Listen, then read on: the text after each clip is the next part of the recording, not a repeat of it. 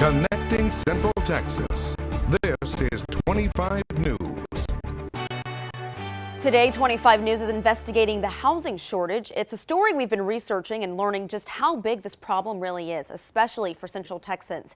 Thanks for joining us at 5. I'm Naya Gonzalez. And I'm Todd Unger. To start off tonight, 25 News investigator Dennis Turner is looking at root causes of the shortage and a possible solution. The huge increases in home values that hit Central Texas years ago have now spread to many parts of the country, from New York to Florida. From east to west, the number of sales went down in May, but the prices increased. Are you ready for this? More than 23.5%, according to the National Association of Realtors. Remember, those are national figures. In hotter than a firecracker Texas, prices increased 26%. And with those increases comes a housing shortage, which pushes prices even higher. Paul Journey knows the root of our problem. We have a shortage because of the people coming from outside of the area. Experts agree it's certainly one of them. The 2021 Texas Relocation Report says 500,000 Americans became citizens of the Republic of Texas in 2019, and more than 200,000 foreigners joined them. That made Texas number 2 in growth for that year.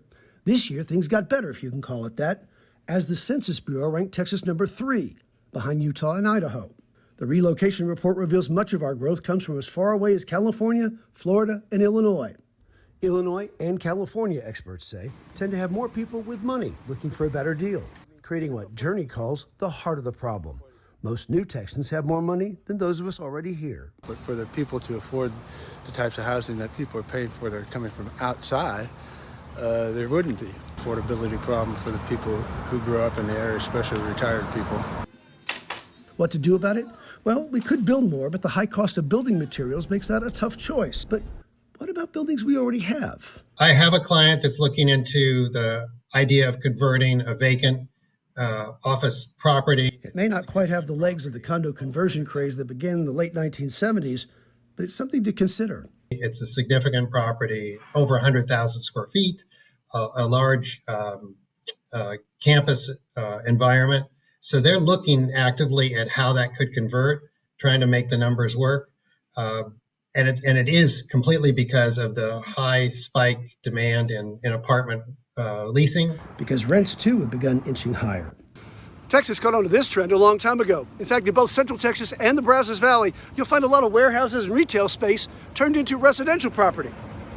Take the old Woolworth and S.H. Crest stores in Waco. Even the old ice plant has gone on the market as a possible residential building. The idea is not new. Years ago, a developer turned the cavernous Goldsmiths department store in downtown Memphis into high-class apartments.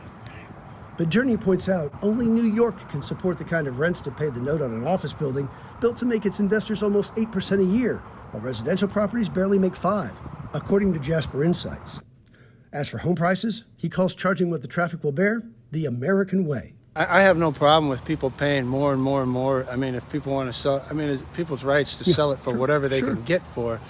The problem ends up then being that the locals can't afford it and they'll have to sell, and where do they go? Because already housing prices are going up. I don't know the answer to that. Nor, apparently, does anyone else, for that matter.